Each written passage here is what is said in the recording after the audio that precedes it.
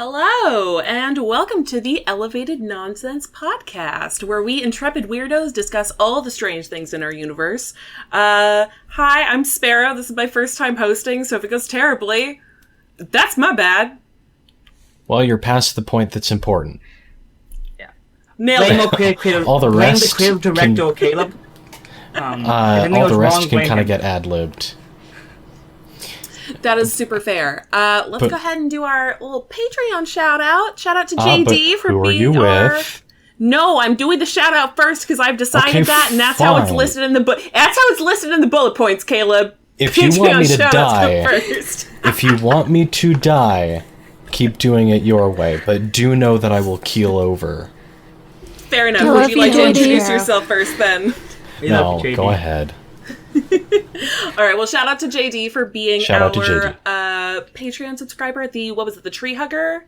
Tree Eater. Tree Eater level. That's what's a Tree Hugger? What's a Tree Hugger? Exactly. If you would like a Patreon shout out on the podcast, you can subscribe at the Tree Eater level or higher. I'm not. Yeah. And tonight I am joined by... Well, me, if I didn't make it obvious already. I guess I'm also here. Hi. Dani is also here. Hello. Zarria, hi. This is the best intro we've ever had. Yeah. This is so disjointed. I love it. Oh no, this is what we want, though, for real. Listen. All right, well, today we're going to be talking about our favorite video games.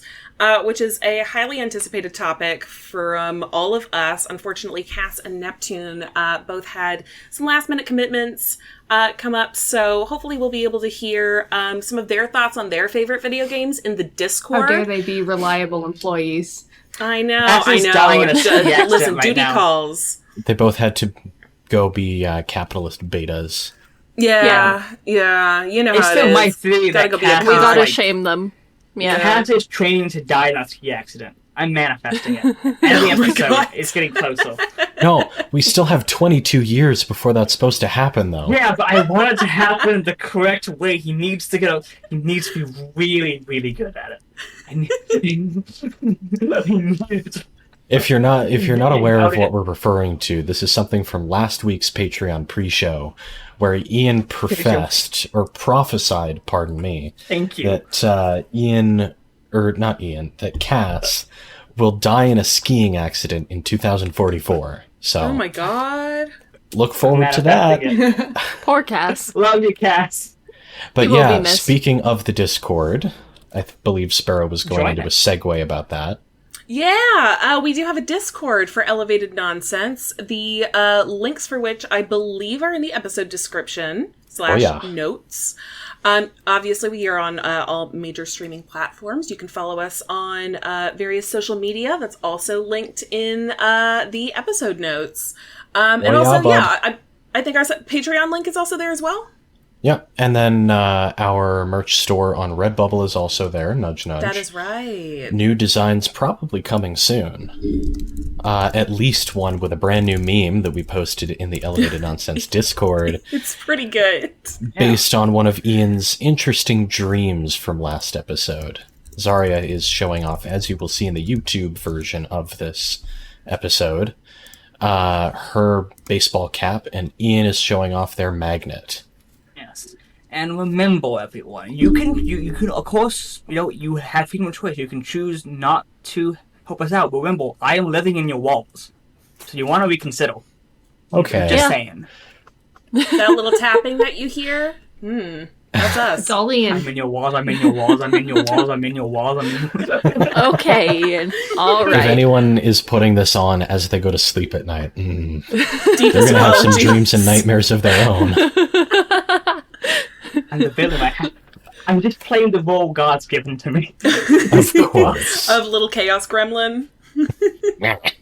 New gender unlocked. Iain chaos is our gremlin. favorite problem. Iain is our My favorite pronouns problem. are and wah. I really want to do a one-man show now called Your Favorite Problem. So who are we going to start out with? Well, Caleb, I thought we'd start with you, since I know you love the game that you're planning on talking about. What? Well, Yeah. I thought you just meant the Spotlight, okay. but yeah. What was that? I said, oh no, I really thought Spyro was going to be like backhanded and go, oh yeah, because you love the Spotlights, you can go first kind of thing. But no, I would never. Listen, as an attention-seeking people-pleaser myself, I would never. Yeah, I can't speak. Yeah, you're one to talk, Ian, the one who takes up most of the talking time. You are correct. Okay, but yeah, I will absolutely start this out. So, a little bit similar intro to our Poke Pitch episode. Picture this. You are 6-year-old Caleb. You have gone over to one of your cousin's houses, and they have the original Xbox, which by that point is only a few years old. And while you're there, your parents are kind of saying to you, okay, there's this game that they're playing right now. We don't want you to play it, so don't play it. That game is Halo Combat Evolved. You've never heard of it before. You barely even know what video games are, except for maybe Tony Hawk's Pro Skater 2 on your dad's work-issued iMac. It's so specific, I hate it! Oh yeah, because this is the experience from my past. This is very early 2000s, y'all. Oh yeah. Yes. And, you know, you're a kid, and they're playing it, so you at least watch.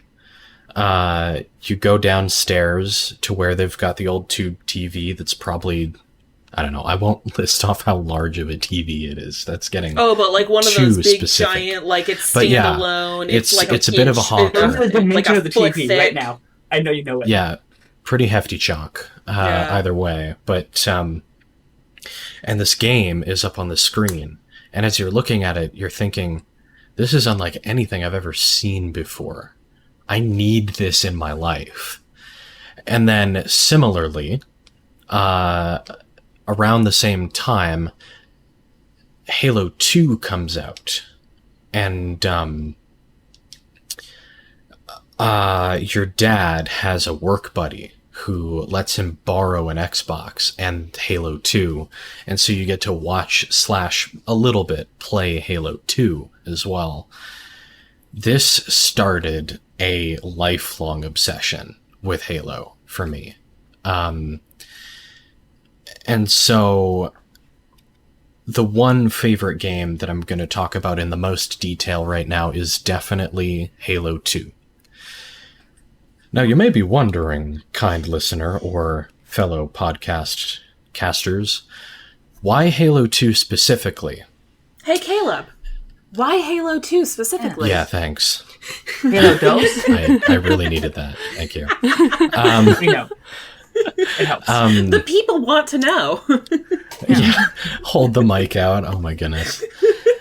I'll either be like the really awkward guy who doesn't know how to be on TV, like it's a great game and I really like playing it, or I'll be the guy on like Super Bowl Sunday down at the stadium Just who ends up like out. deep throating the mic. He's so excited. Visceral image. Okay, but I think specifically Halo 2, especially because of the experiences I've had growing up, like as I've gotten older playing it. When I was older, I first got Halo 3 ODST because it was packaged with the Xbox 360 that I was able to buy for myself, which that was a special occasion in itself. But ODST is also great. Those who are watching the video version of this on YouTube can see the ODST helmet that I have printed and fit to myself. But I started to collect the Halo games, and Halo 2 proved to be a surprising challenge to get my hands on. I bought a steelbook, like the limited edition of the game at the local comic expo at one point, and then found out that it only had the bonus features disc. it didn't have the actual game disc. No. Which was so strange. I don't even remember how much I paid for that, but I feel like it was probably too much. Yeah. But I still have it, and then later on I bought a regular copy of the game as well. So I've got both now. Nice. Makes up for it. You just never actually buy the game. Exactly. Sadly looking at it on the wall. Yeah. One day. But because of the weird kind of almost wild goose chase feeling that trying to get the game had, that contributes a little bit. But then as well, as far as I'm concerned, it has the best music out of at least the first 3 to 5 games. Just the soundtrack hits particularly different in that one. The campaign missions were the most fun in my mind. I never played a lot of the multiplayer because it was past the time where the multiplayer servers were live anyway. But it was, just those levels, that music, the utter struggle that I had trying to get through it when I was a young kid. All kind of contribute to this really, I don't know, mythic feeling to it, which sounds cheesy, but it's the case, I think. And then another thing that was a lot of fun about it was that the campaign really expanded on, the lore of Halo at large. Because in the first one, all you really knew is, okay, you're Joe Chief, you're big green guy. Mm-hmm. You shoot aliens on Ring Planet. And,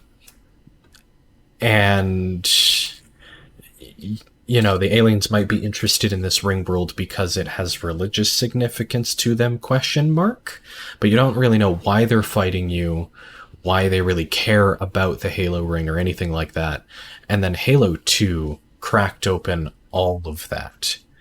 And interesting. That's really cool. Yeah, I'm deeply fascinated by all the Halo lore, including the stuff that has come up since Bungie stopped making them. Because by that point, people have mixed opinions. But I really like, at least on a lore perspective, a lot of what has been done since then.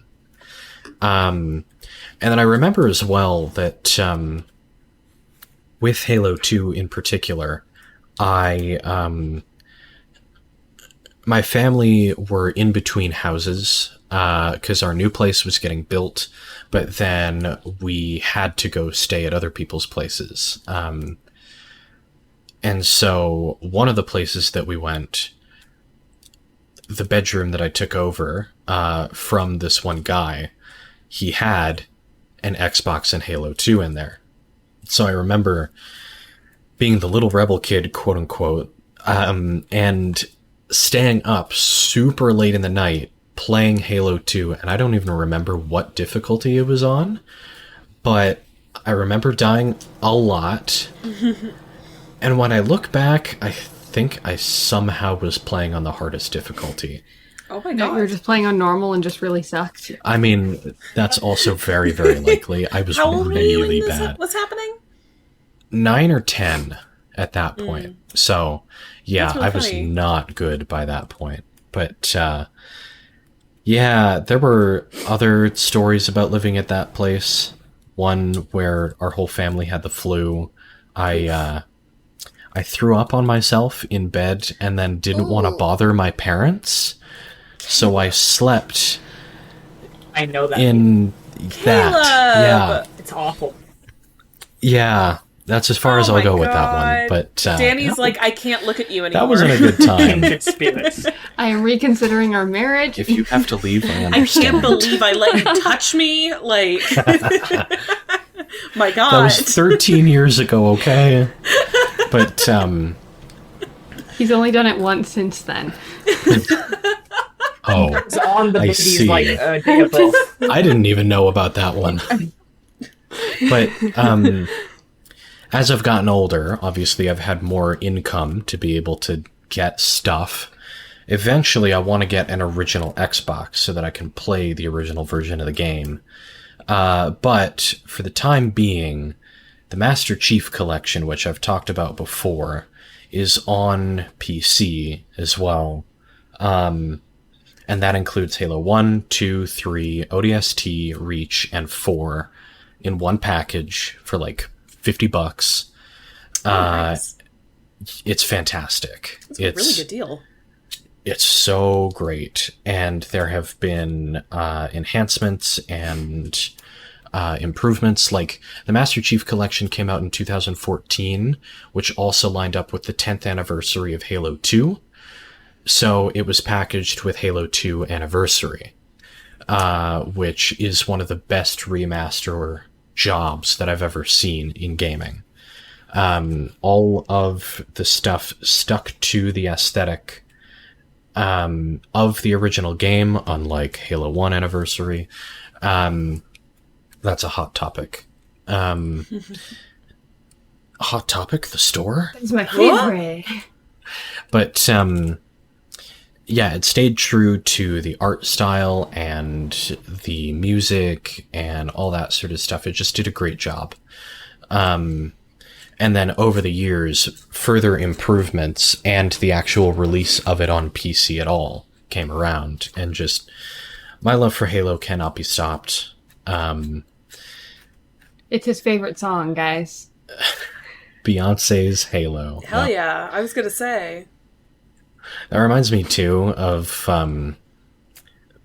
back in, like, 2009, someone had made a music video for Beyonce's Halo with footage from one of the Halo games. And it's like, okay, two things. Number one, I'm not a fan of this genre of music at this point in my life anyway. And number two, none of this fits. Not with that attitude. The song doesn't make any sense with footage of the Halo games. Yes, Iain. But did it have .mp4s or at the end of the title? That's when you know it's good. When it was a music video, they didn't even edit out the name of the oh my god, yeah, of the file, like type, the name of the file, yeah. Yeah, that was the Lincoln I don't Talk, think it did. DBZ stuff. No, I don't think so, but I wouldn't have been surprised had it had that. That's class. That's awesome. The other game that I put down as my favorite was Minecraft, but like, yeah, we can talk about that one further on. Honestly, or whatever. We could have a whole episode talking about Minecraft. Oh yeah. Oh yeah, absolutely. We all love it. Like that. We all play it.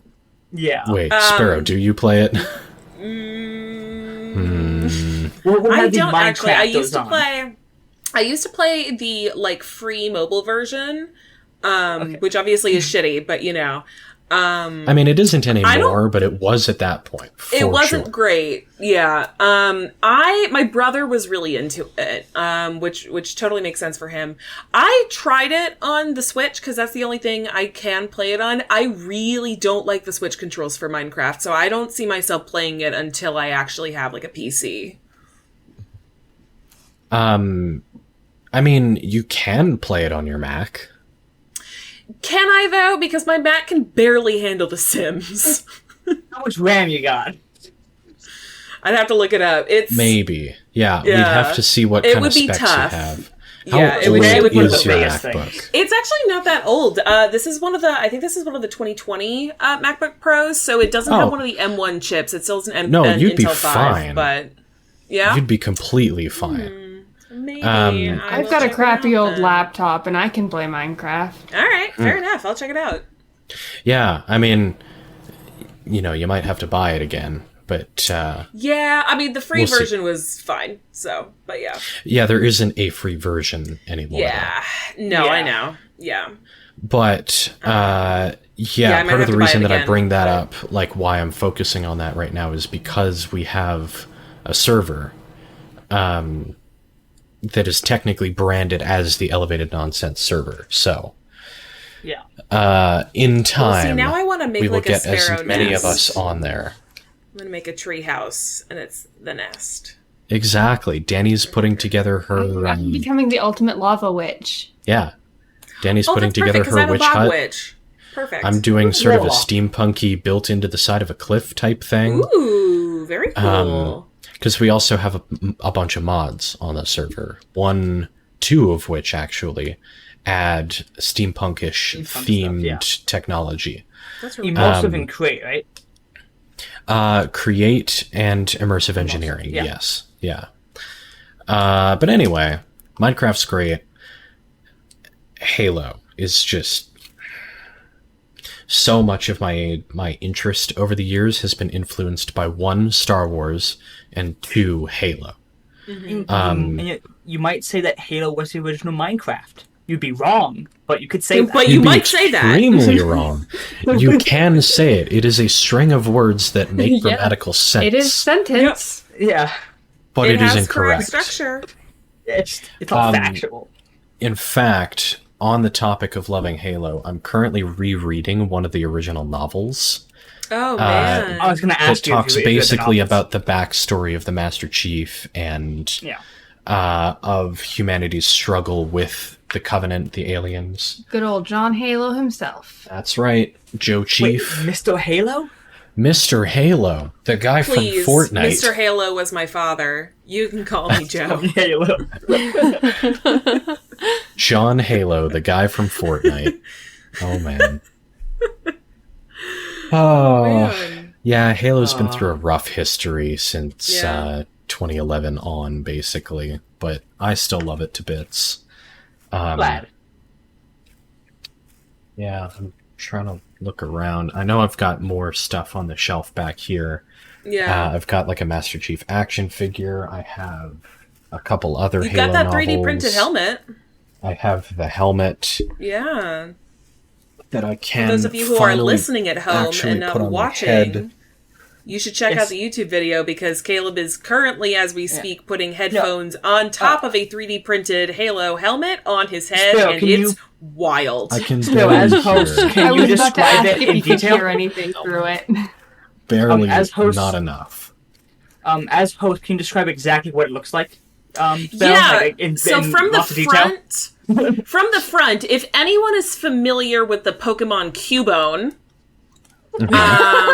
it's kind of like that, but very A little sci-fi. bit, actually. doing It doesn't that. have Especially because rivals right now up it's at just the top, stark like- white. Yeah, exactly. Marshmallow Yeah. on his I head. love That was that good. hot take. Halo helmets are just sci-fi Cubone. Oh boy. Changed my mind. Oh my Halo god. is just sci-fi Pokemon. Again, it could. What I'm saying can is say not that. correct. No. but I You am say it. saying it. But it is See, a once you thing realize that that is you can just possible to be say- said. Yeah. Once you realize that you can just say stuff, life becomes easier, man. You can just say things. You can just say they don't stuff. have to be Yeah. right. You can just It doesn't say mean things. anything. You guys know There that. may or Life may hack. not be consequences, but you can Life say hack. things. You can just say things. Consequences Fancy are what a mouth a does. government illusion. You don't have to worry about them. Like it's a government lie. The more Uh-huh. the government to stop you from Okay, saying things. before we get into right-wing political podcast, let's Yeah, Let's move I on was from gonna that. pivot. Yeah, I was going to pivot towards Zarria. I can see you've got a couple of options to chat about. So Yeah. take it away. So, I'm going to start off. I don't know if any of you guys get your game-loving hearts from your parents, but I certainly do. So, my mom loves games. She loves games.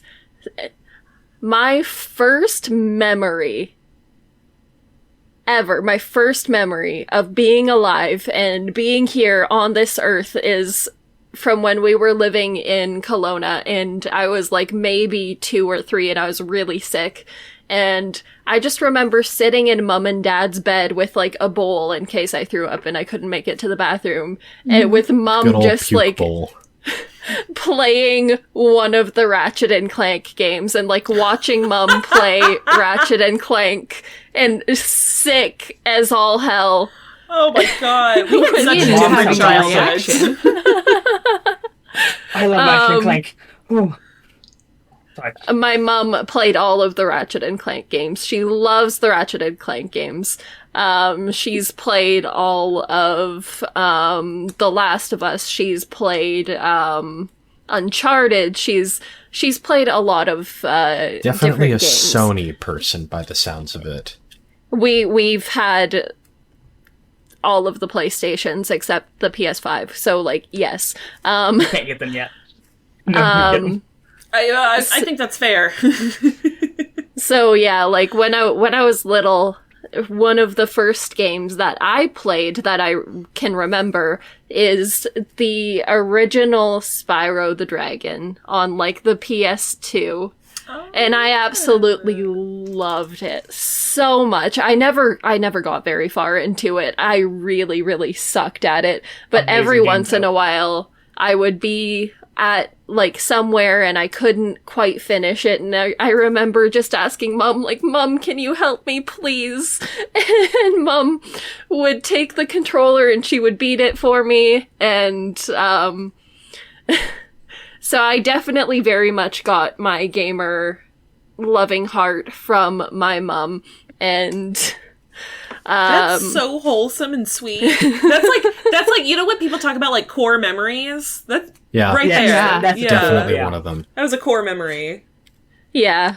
So when I was little, Mom on her laptop, she would play World of Warcraft. And I remember sitting there beside her for hours on end just watching her play World of Warcraft, and I would beg her to let me play because it looked so cool. And so she let me make a character on her account, and I would play World of Warcraft on my mom's computer on her account, and I had so much fun with that. I absolutely loved World of Warcraft. I very much love open world games that have like lots of quests and different stuff that you can do and all that. And yeah. So for some reason I'm completely blanking. So when the Switch came out with Spyro Reignited, I remember being it's a good remake. I remember being so insanely excited, and especially the Spyro the Dragon, the first one.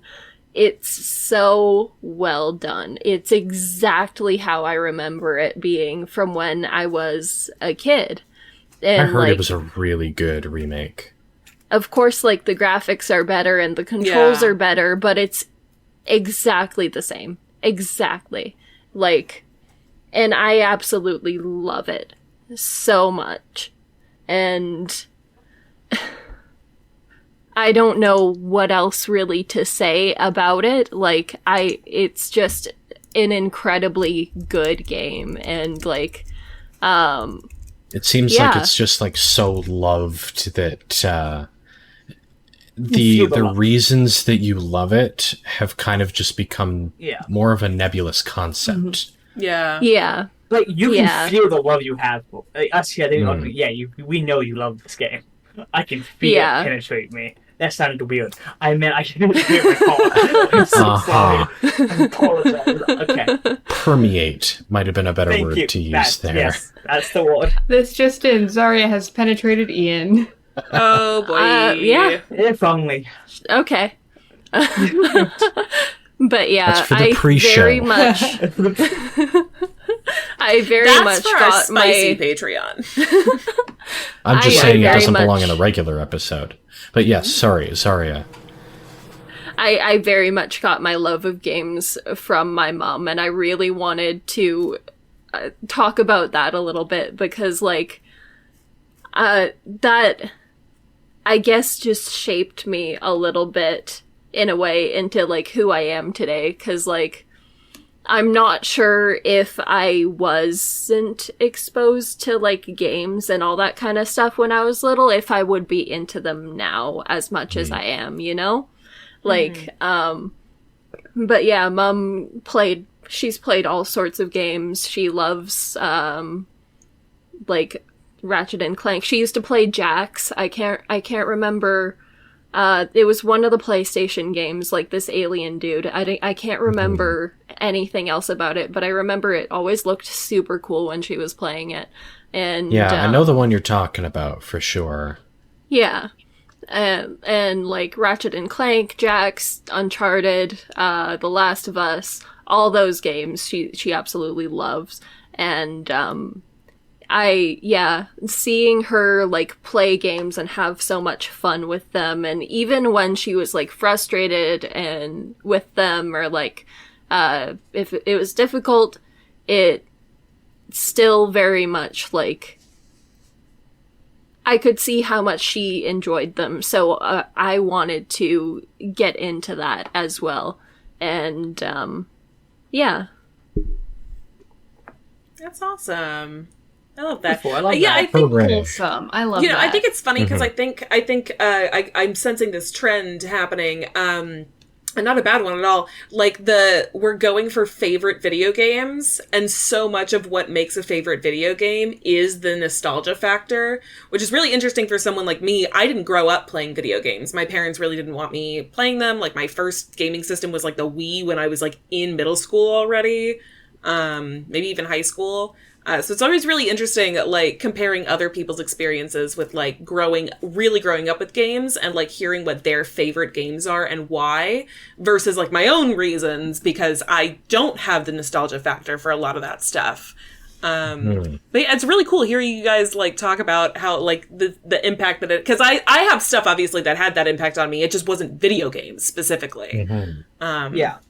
But that's really cool. Yeah. Yeah, I have a feeling that... it sounds like, at least in your case, a lot more of the favorite stuff from your growing up may come whenever we do a favorite movies, TV type. Oh, it's going to be books. It's going to be books for sure. Yeah.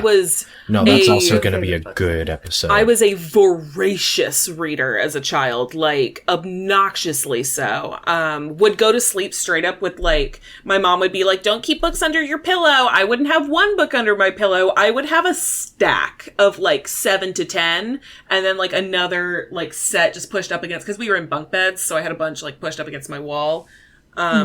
Insufferable reader. Look at my bookshelves. Yeah, I know. I can see it. Yeah. Blocked by, you all make my dyslexic ass jealous.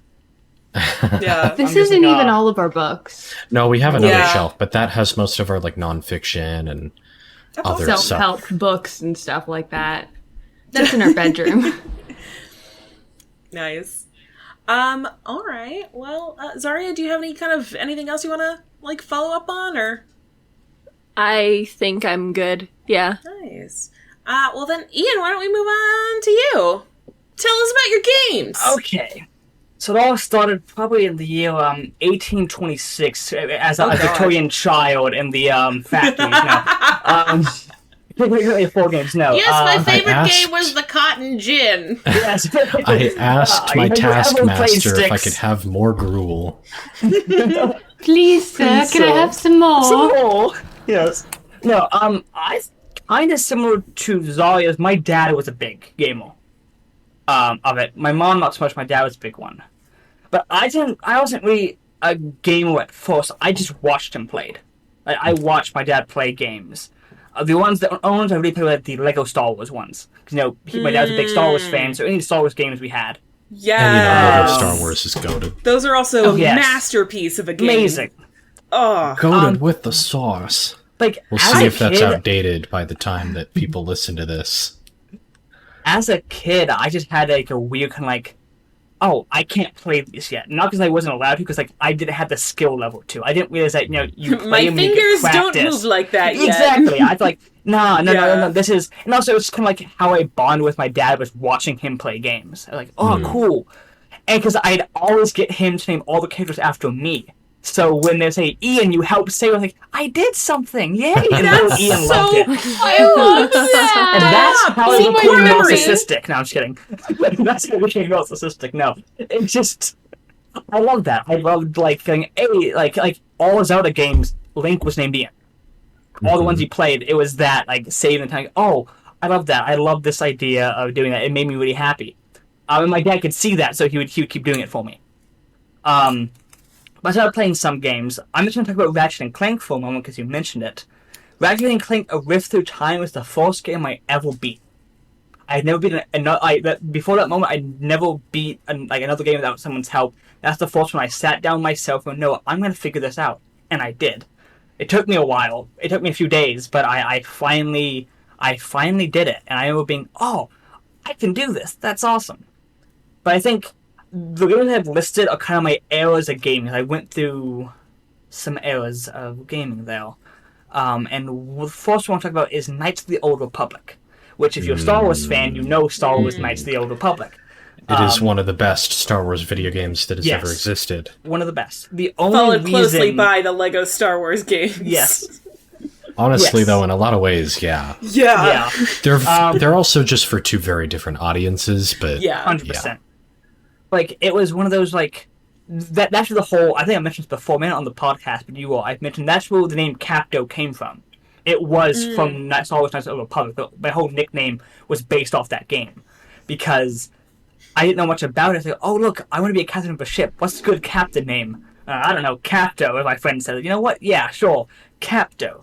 Iain Capto. Fair enough. That's going to be my name. Yeah. And because I was obsessed as a kid, and if you guys see my pirate rants on my channel, I was obsessed with having a ship. In a starship, I was even more obsessed with, like, being a captain of a starship?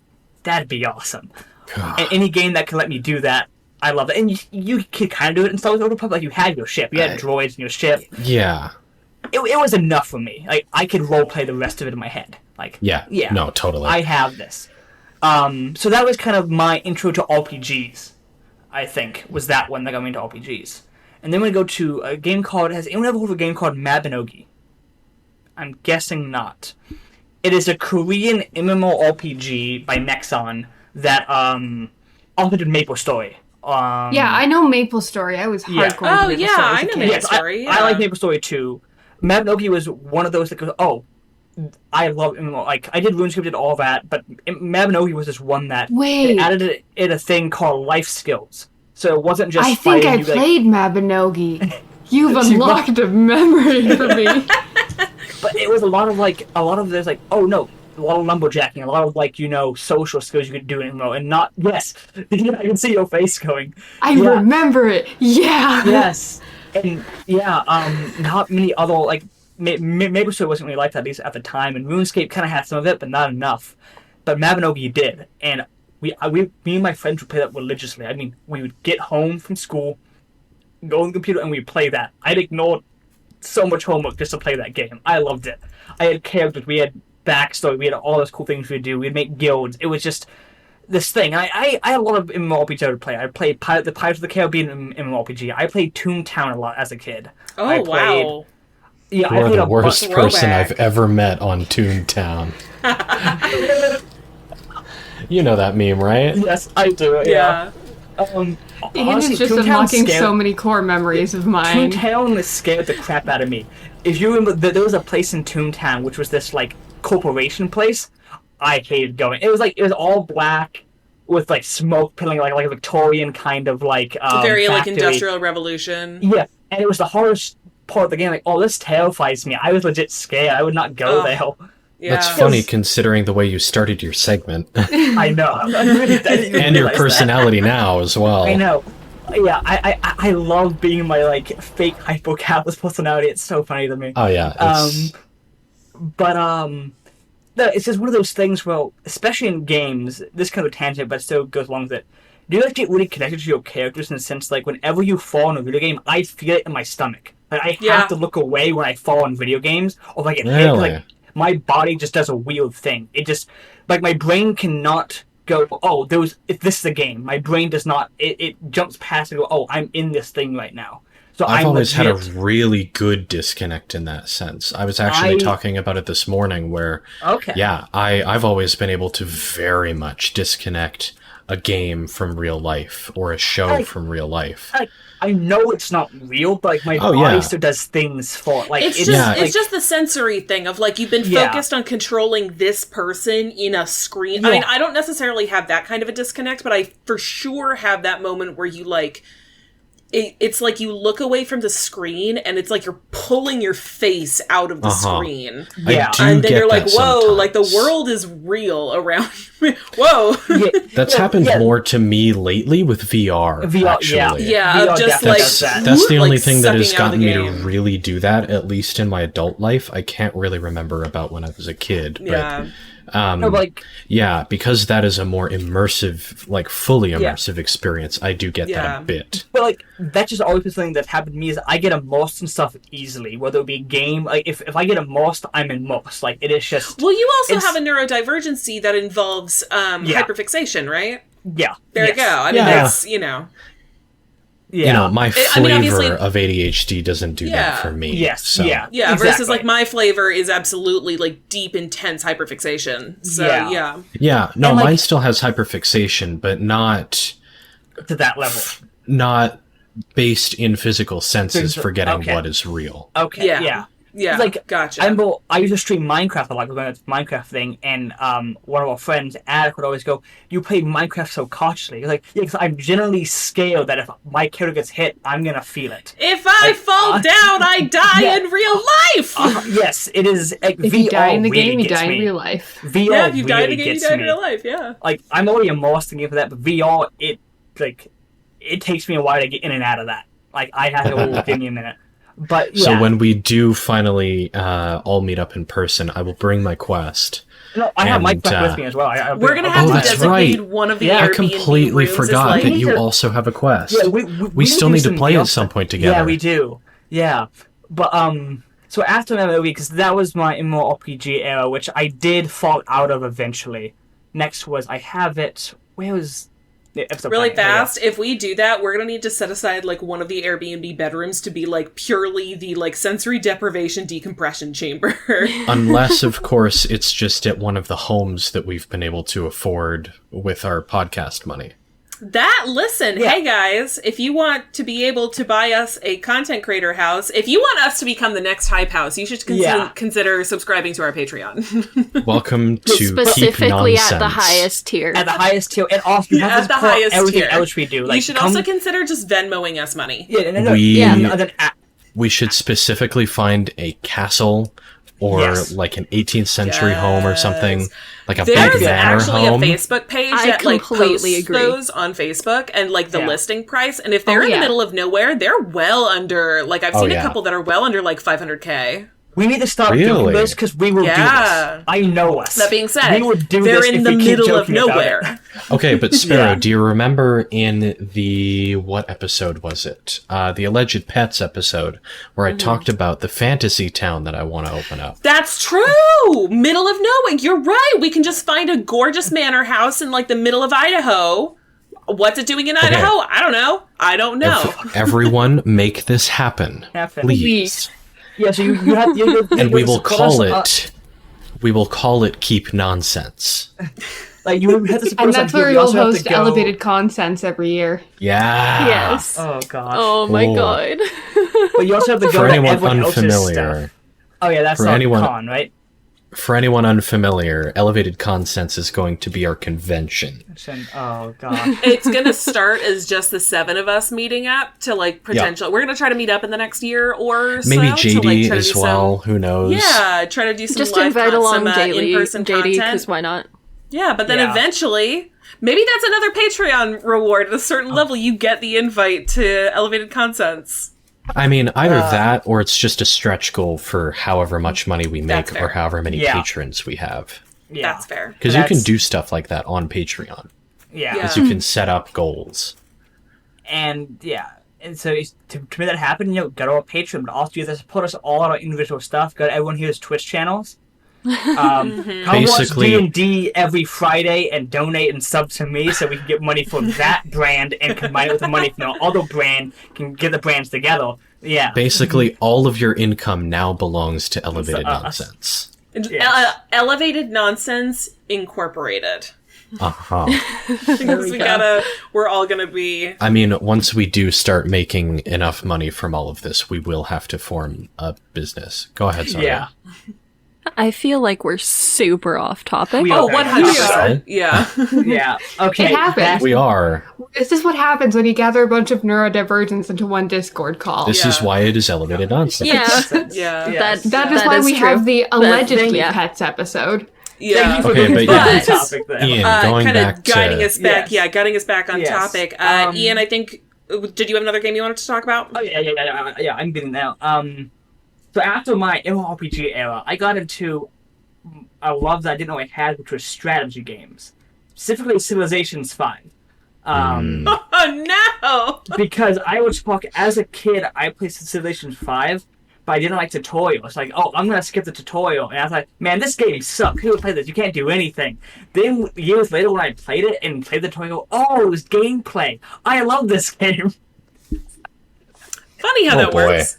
Yeah. So, I think I had nearly 300 more hours on Civ 5, and then 200 plus hours on Civ 6. I would play these for hours, doing different scenarios, going, okay, what happens when I do this? What happens if I try to win this way? And I would do that. I play like Crusader Kings 3 was the one I played a lot.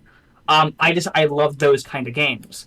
And that kind of entered into my love for some other ones, like though Stardew isn't like it at all, I open into it because it's still I use the same type of mindset as I am in a strategy game. When I'm Yeah, in a it's sim still kind of very game. like a choices-based game. Yeah. Yes, yeah. So I still kind of have though different, though enough in my ADHD brain go, yes, this is similar enough to use the same skills that I know from those to do it. So that was it for a while. My college era, I think is defined by Civ. Some other games I played Overwatch, but mainly like Civ was the one I loved. Then, this is just a really niche fascination of mine. I love dating sims. I'm not gonna lie. I love dating sims. Like, you go back to, I think it was Newgrounds, it was Pico Sim Date, which was an awful just rendition of Hoonie Pop, which I played as well. I played all of these. I loved dating sims for no good reason. I don't know why. It was just it was really fun about playing. It's dating a sims. choice-based. It's a choice-based game. It's totally makes sense to me. Yeah. I also feel like dating sims or like playing dating sims is the same reason why I watch crappy Hallmark Christmas movies every year. Like it just hits that part of your brain. It does. It does. Like, it's not like I ever thought, oh, I'm actually dating this person. Like, oh, cool, I'm getting some weird social interaction out of it that, like, especially during quarantine, I wasn't getting such interaction. Those games, especially in quarantine, where you go, oh, this is giving me enough, like, talking to people and interacting that, though I still wish I was out talking to people, I'm content. It's using the part of your brain that is trying to decipher social interactions. So regardless of whether or not the interaction is face-to-face or interfacing with like a video game character, you're still using the part of your brain that analyzes and processes social interactions. So I would totally like... A friend of mine who is autistic and ADHD, because this is funny, I won't mention their name, but they think it's funny, is that they look at every social interaction like a Stardew friendship counter. They go, oh, I said this, I've gone up in this. Really? Oh, I said this. Yes, they see everything through this lens of like, oh, cool, this is almost like, because they're not the best social interaction, so when they see it as, oh, this is a game that I'm winning and losing points, I can adjust what I say. Yeah. Yes, and I think very similarly to that. I don't think it's exactly what they do, but Stardew is also their favorite game. So they think in basically specific tones of Stardew. And I go, oh, that's really cool. I think it's generally really cool that that people think that, and I go, oh yeah, I kind of get that. I think in that way. If it works for them, it works for them. Yes, 100%. Gamify your life. Gamify your Video life. games are Innovation cool. that excites. Yeah, and that's whose slogan is that? I think it's Nissan. Please don't sue us, Nissan. Please don't sue us, it's anybody. Anybody. We don't have enough money for a lawsuit. We don't yet. None of us individually or collectively. You should subscribe to our Patreon to cover our legal fees. We will never have enough money for litigations. We'll have money for everything else. But we will push the agenda that we cannot afford to be sued despite making millions. That's fair. we have a mansion which like was a gold plated. Like, no, we can't be sued right now. We're broke. I don't know what to tell you. We'll have a particular tab on our website that just says, "Can we be sued right now?" It'll always say no. No. But There's a website that does that, but is it a Jewish holiday today? And it's just either yes or no. And my friends that are Jewish use it on the daily. On the daily. It's just like in Judaism? It is literally just like, all the time. Literally, like, hold on. You know what? Let me pull it up right now. Ian, you keep talking about your games. Yeah. No, in my thinking, like, that's pretty much it. The only thing that's been new is that, like, I talked about this before, maybe on the podcast with you all, as I've said many times, that games, I've gone off on games. Like, I have not played a video game in months, I don't think. Because none of them have interested me. Like, not even Minecraft is bringing back that spark I used to have for video games. That kind of spark I've had has died out a bit. And I'm not that sad about it. I know one day I'm going to get back into video games, but just one of those times where it's like, I really want to start working on other stuff. And I know video games will get me so indulged and invested that I won't be able to work on other stuff. Because I'm just that much of someone who gets immersed in things. And yeah, so it's a bit sad. I used to have all this love for video games, and it's the one reason I haven't bought Arceus, because, like, it sounds cool, but I know I'm going to play it for a day and put it down and never pick it back up again. Because I have not been able to get games. You won't just play it for a day. Because I definitely, in the first week, put 71 hours into that game. That's the thing. Like, games just haven't done it for me in, like, months. Like, I played new games. I played my favorite games, and, like, this just, it doesn't really get me anymore. You can get gamer burnout for sure. Yeah. Yep. Yeah, I think it's because I used to, back when I started streaming on Twitch, I would stream every day kind of thing, and I think I just really burnt myself out there on games. I did that too. Yeah, but, like, it's still nice looking back, going, though, even if I'm not playing them now, and if for some reason I don't play them ever again, I have these nice memories that made me who I am, and I can look back on them fondly, even if it isn't a medium I will always continue. I'm pretty sure I will. But I also see there's a possibility that I might not, and that's okay. I think it's still nice that I have those memories. Yeah, that's a good outlook for sure. It's funny, whenever I've thought of the question of if I were never to play a video game again, would I be alright with that? Pretty much always, the answer for me has been no. And I've thought, like, how could I ever get to that point?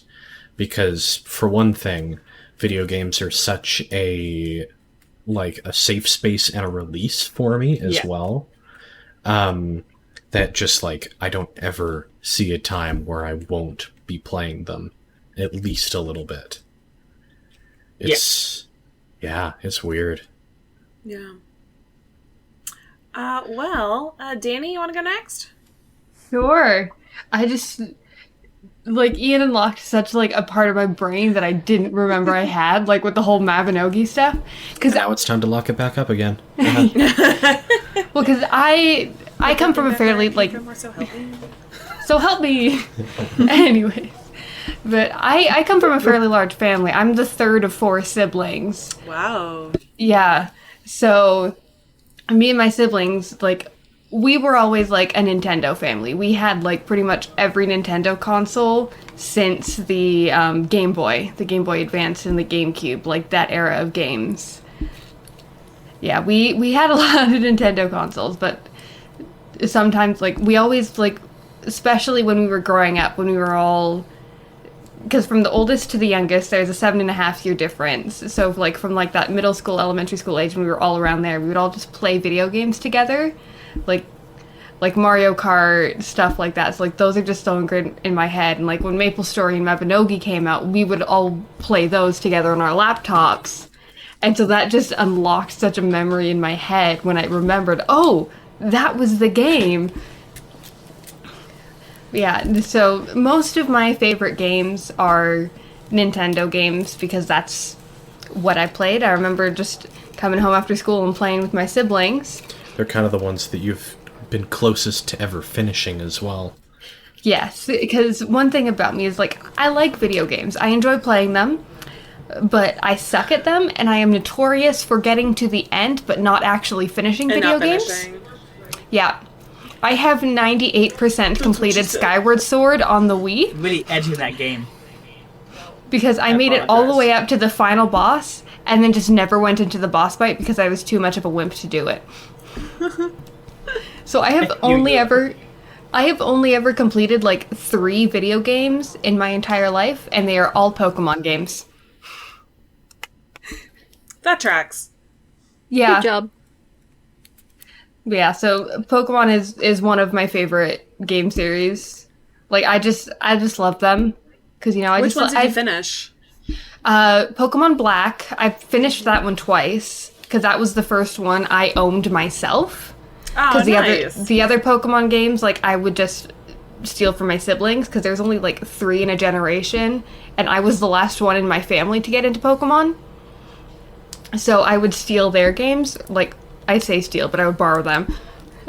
So I finished Pokemon Black, Pokemon Sword, and Pokemon Brilliant Diamond. Hell yeah. Didn't you beat Cynthia on your first try in Brilliant Diamond? I did beat Cynthia on my first try. It was a close call. While I was holding a baby, too. So... Yeah, I am a god, like and you Serena all should fear Williams me. at the fucking Australian Open. Yes. Incredible. Australian Open? Yeah, Is that it? Yeah. I have no idea. The one where she was pregnant. Yeah, Pokemon Black, I think, is one of my favorite Pokemon games because it's got such, like, a good story. It makes you feel so many things. I was, like, 11 or 12 when it came out and, like, I had played it. And, like, it just made me feel so many things. Like, it's such a good story. If any of you, if you have not played Generation 5 in Pokemon, I would absolutely recommend playing it. It is so good. I gotta interject real quick. I find it so funny when people say, it made me feel a lot of things. Like, you know exactly what that means, but at the same time, it is the most basic way to say something. It's very nebulous, yeah. Yeah, it's like, anything, honestly. Okay, you felt emotions. Good for you? Like, Were what they good emotions ones? did Were you they feel? bad ones? Yeah, English is weird, man. But yeah. Yeah, because, like, I also, like, get very emotionally invested into things very quickly. That is just how I live my life. But, man, I had to play that so many times. Like, I think I beat it twice with 2 different starters, and then I went into a third playthrough with the third starter I hadn't played with, and then made it about, like, halfway through before I kind of, like, got disenchanted with it. Pretty impressive that it took like the third, because like I have a really hard time like replaying games, which is fair. I also just really loved yeah. all the starters so much that I wanted to play them all because they were Gen so 5 great. starters again? Gen 5 starters: Oshawott, Tepig, and Snivy. Right. They are cuties. So yeah, I think like. This is very off-brand for me, but the first one I beat it with was Tepig, which is the fire-type starter. And if you know anything about me, I'm water or nothing. Like, I always start with water. That is my type. But yeah, it was strange starting with the fire-type for me in that one. Yeah, I bet. Mm-hmm. Another big game of mine is Super Smash Bros. Like, it is one of the games that I'm, like, somewhat decent at. Like I can be good at Super Smash Bros. Me and my younger brother would sit down in the basement and play Brawl together, like, all the time. Like, we went online and, like, did, like, online tournaments and stuff like that, just religiously. Like, every single day we would go downstairs and, like, play Super Smash Bros. Brawl for, like, at least a half hour after school. It was amazing. Like, we entered into, like, a tournament at our school, that type of thing. Like, we got into it. Like, and then when Smash Bros. for the Wii U came out and, like, Amiibo and stuff started being a thing, we got Amiibo, like, that we purchased so, like, we could train up against them to get even better when, like, the other one wasn't available, that type of thing. It was a whole thing. Like, it was our thing, and it was just a fun time. Because yeah, like, That's again, awesome. most of my memories revolve, of the games I really enjoy are games I play with other people, aside from, Minecraft and Stardew, because, those are just my comfort games, essentially. Minecraft and Stardew Valley, those are games I play when I feel sad. And I need some serotonin. Well, I was going to say, again, one of the common themes for the four of you guys, which I think is really funny just because, I think there's this big, and I don't think it's as big anymore, but there's definitely been in the past a very specific stereotype around video games with, it isolates you, you're playing on your own, in a dark room, but all of you guys' stories, especially of getting into it, involve getting into it to spend time with someone. Parent, sibling, whatever, it's just the chosen activity. Which completely goes against, the stereotype of just you're in your room alone, escapism. No, it's a take bonding that, tool, society. absolutely. Yeah, take that. Yeah, you that's see, just... me and my dad really bonded over Hoonie Pop, so it's really... Oh, no. We're not going to go into that story. Oh, man.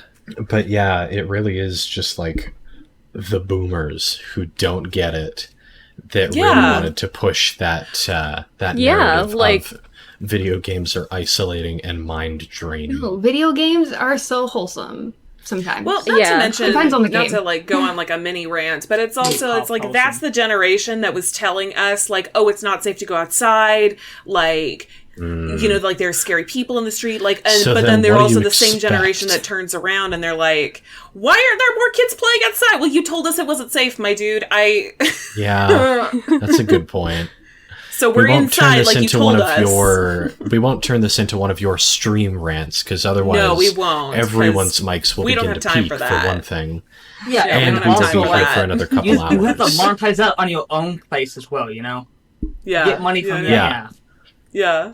So that was a sneak preview of what you can find on Sparrowling 95's Twitch Twitch if you want to hear me rant about things political and apolitical. Yeah. If you pay twitch.tv/Sparrowling95. If you We've pay been on a big Kanye hate she will rant trend about for a you while. if you want. You can pay her to rant about you. She'll just say that and ask you a thing about you. You could pay me to rant about you. I will do it. Great Fiverr gig. I'll figure it out. Yeah. It would be, actually. You should start transitioning to doing, Jerry Seinfeld style stand-up bits. Oh my about God. What's the deal? Hey, what's the deal with Kanye? Oh boy. Oh my God. I mean, seriously though, what is the deal with Kanye? What is the deal with Kanye? Good lord. Anyways, Dani, did you have any other games that you wanted to talk about? No. Well, thank you for answering for me, dear husband. As I was going to say before I was so rudely interrupted by a man. Oh, okay, I see what's going on up your sleeve. I'm Shots fired. Kidding. You don't want me, I'll just leave. For those of you that can't see, Caleb is leaving. I'll pull off the headphones and everything, which you can see on YouTube. No, that was pretty much all I was going to talk about. Oh, so my answer was correct. Yes, but I had to say it because Sparrow asked me. Mm-hmm. I didn't know your name was Dani, too. Alright, well, I guess I'll finish up then. Like I said earlier, I didn't really grow up playing all that many video games on, a console. The only games that I played before getting the Wii, and that was, a family thing. Again, probably 8th grade, give or take. I played a lot of educational video games on on a computer. With fucking dial-up modem internet. Could not play my games if mom was on the phone type situation. Goodness. Yeah, and I think the biggest one for me, besides something my love for stuff that is designing and building transformed into The Sims, but it certainly started with Zoo Tycoon. And just generally the Tycoon games. Oh, yeah. Have a special the Tycoon games were so good. Yeah. They're always, well, not always, but so many of them are so great. I still play City Skylines really sophisticated quite often. for what they were at the time. Oh, yeah. Yeah. That's for me. I love them, but they're stressful. There's so much I have to manage. Like, oh. Ian, later you and I are going to have to talk about the potential of playing Stellaris. Oh, I have Stellaris, so yeah. Yeah. Yes. Okay, but go on, Sparrow. Yeah, well, I was going to say the one that always stuck out to me the most, and I realized that I also probably, there are a lot of things in my life where I look back and I go, I should have realized I was attracted to women a lot sooner on. And one of those would for sure be the Carmen Sandiego PC games. I played both Carmen Sandiego Great Chase Through Time and Where in the World is Carmen Sandiego. Great Chase Through Time is my absolute favorite. I did just find out that you can get Where in the World is Carmen Sandiego on Steam for like $10. So I know what I'm going to be streaming at some point. Honestly, I totally watch you play that. So going back to like Zarria's point about like being raised by nerds, I wasn't raised by gamer nerds. I was raised by like academic erudite. Like my mom went to 2 Ivy Leagues. My dad went to an Ivy League for graduate school. Incredibly intelligent. Like my mom was a classics major. I used to fall asleep as a kid listening to audiobooks of Greek myths. So stuff like Carmen Sandiego Great Chase Through Time, where you weren't just interacting with history, but also like learning at the same time. Like that's how I learned that the days of the week are named after Norse gods, which is pretty cool. Our calendar, and then also sexy woman in hot in red. Yeah. Also, chaos thief, hot woman, good. Mm-hmm. Oh yeah, like I watched the reboot of the Carmen Sandiego TV show and loved it. So, like, it's so good. I probably would have enjoyed Liam the games. O'Brien's in it. Oh yeah, yeah. We stand Liam O'Brien. Of so a friend of mine was telling us about their friend who used to do this, like who played Carmen Sandiego as well, but the computer was really bad.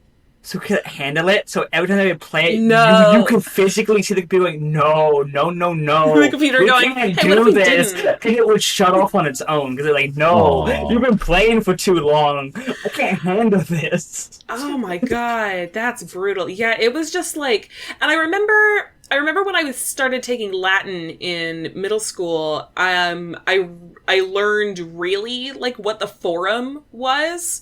It's, a very well-known street in Rome. The plot point in Carmen Sandiego Great Chase Through Time is that you're going through all these different eras and she's stealing something culturally important to that era. So like a mummy of like a specific king. It was like the scroll of the Book of the Dead for Egypt and like the first ever novel in ancient China. So for ancient Rome, she stole the forum. I don't know what the physics or the logic is of that, but she stole an entire city block. Good for her. And you had to get it back. So that was wild. Go off, Queen. Yeah. You want to steal a whole city block? That, just proof that she's an eldritch being of some kind. Ian, do you have any input on that?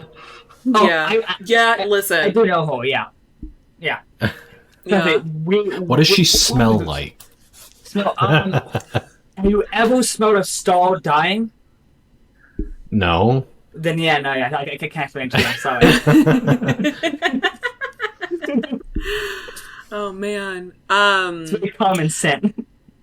Yeah, but I think once I started getting into like games on my own, definitely got into the like MMORPG world at a way too young age. Which games? AQ Habbo Worlds. Hotel. Oh, AQ Worlds, okay. AQ Worlds, AQW, don't play those games anymore because one of the founders is I believe convicted pedophile, so don't support them. Time. Yeah, one of the artists for that. So but that was a big thing for me. From them, Jagex, I think they were called. Oh yeah. From them, I always played Dragon Quest, and I think it was just called Star Quest. Yes, that's how I got started with AQW. I was never into Adventure Quest, but then when Worlds came out, I did play it a little bit with one of my friends at school.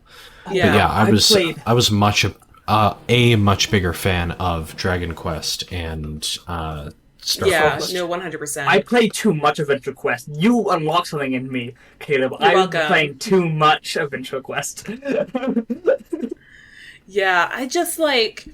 It was really cool because it like had I've discovered later, now that I'm like actually, you know, choosing and playing my own games, that I think open world format is probably my favorite, and that just comes from I love exploring so much. And AQW was like, it was the first time I had ever played a game with such extensive character customization options, B, high fantasy, but like in a very like easily consumable way, and also like very, very open world-esque, aside from like the different locations, and then also interacting with other people, which is not necessarily the safest. It certainly wasn't for me. That is a story for another time. I once gave my password away. It's fine. I'm fine, obviously, but you know. Sure. I should not have been playing an online MMO at the age of like 12, for sure. But, I had the same thing as you. Yeah, I actually didn't give a password away because I didn't know that you weren't supposed to. I didn't. I was 10. They go, no, I mean you free gems. Like, oh, the person's so nice. They're gonna get me free gems. I love that. I didn't understand that it was a scam until I was 10. And I was so trusting of people. Like, oh yeah, no one would do me wrong. People aren't mean. Yeah. Like, oh no. I'm just surprised that they never had school assemblies about that sort of thing for you. Because that was already in place in my school board. Not that much. Like online chat sites, yes, but I didn't my kid brain didn't see that. I never equated. Never equated like AQW wasn't a chat room. You also it was a game. You were playing games. It's funny it's not too, like you were just talking, because but it chat absolutely rooms were kind of becoming obsolete by that point. Yeah, exactly. I just knew on the internet as a whole, you didn't do that. Yeah. No. It's like this story in my kid brain when I heard that, like, oh, they were just to ask, like, everyone, oh, give you a password, and that's when you don't do it. But the person came up to me specifically, and it didn't register in my head, like, oh, this is not a friend kind of thing. Like, if someone came talk to me individually in a game, my head was like, oh, friend, new friend kind of thing, trustworthy person. Versus people out in the crowd going, give me money, or password here kind of thing, that I didn't trust. But when people saw me, I was like, oh, okay, they're trying to be nice. A little bit more subtle about it, yeah. Because I just didn't get it. Oh, man. Yeah. No, that's super fair. Yeah. Looking at it as who I am now, I still think, like, how dumb could you have been? But at the same time... You know me. I didn't know you then. Yeah, and at the same time, I don't think that I necessarily would have thought the same way when I was that young, so... Well, and it's also, it is never a child's fault if they are, taken advantage of by an adult. Yeah. No. Which in any capacity, so, it's not the kid's fault if they're 10 years old and, it's like, no, they've never been robbed before. Should I have been smarter? Probably. Should I have been smarter? Probably. But, am I blaming myself? No. I'm not going to blame myself, though. Is it a good lesson? Yeah, it absolutely is. But, Did you ever play Wizard 101? Ideally, it's not one that's going to have, drastic, ideally you don't have, a credit card hooked up to it and it's going to have drastic consequences. Best case scenario, you lose the account. Yeah, but Sparrow, did you ever play Wizard 101? You seem like someone who played Wizard 101. I sure did, but I didn't want to pay for anything because I had no money, so it wasn't that fun because everything was free. The thing is, as a kid, the concept of money didn't exist to me, so I didn't know, paying is now, that's too much money kind of thing. But back as a kid, I'm like, oh no, my parents are fine. I didn't understand money. I didn't understand how much it actually was per month. Oh, my parents just straight up would not give me the credit card information. Oh, no. They were absolutely not. If I wanted anything in a game, we would have to go to our parents and be like, hey, can I get this? And then they would decide if we could have it or not. I'm also... Yeah, if I went to my parents, it would just be a flat no Getting every the time. credit so I card just got really good at doing things for No. free. No, my dad used to know sometimes, but I was also like, I was an only child kind of thing. Like anything they were paying for with me was only for me. So like, I'm guessing if you guys had siblings, that would cost that would link up a lot. But for me, like it's one kid. But most of the time, I wouldn't even stay the full month for a game. Was like I had undiagnosed ADHD. I couldn't focus on a game for that long, and they didn't even. They should have got me tested. Every time I think about it, they should have got me tested a lot sooner for a lot of things. Yeah, but we didn't know what was what back then. True. I'm not going to blame them for that. Like, some of it is kind of jarring now. Like, oh, they really should have talked to someone. Hindsight is 2020, man. Yeah. Like, there are definitely certain things for me where it's like, damn, like, I went to a Montessori school growing up, and if I had gone through, like, standard schooling systems, I would have been diagnosed like that. So fast, but it is what it is. It'd be that way, unfortunately. Yeah, and I'm trying to think of kind of like where I'm at now in my video game journey, and I would say because I have played through all of the Pokemon games. I did that starting in college, and it was kind of a way for me to kind of reclaim. I wouldn't say reclaim my childhood, but certainly reclaim a part of a childhood that I wanted to have been mine. Yeah. And yeah, I think that was definitely a like healing your inner child moment, was like playing all of the Pokemon games at age like 20. And then I think outside of that, Sims has been a big thing, but hyperfixation and deep-seated need for control. But I think the game that's really kind of been doing it for me most consistently the last couple of years has been Breath of the Wild. I've never played Skyrim just because I never had the system for that. So Breath of the Wild was my first ever like fantasy open world. And it ticked all the boxes for me because I have been so like high fantasy has been a hyper focus of mine since as long as I can remember, be it like the Aragon books, what else?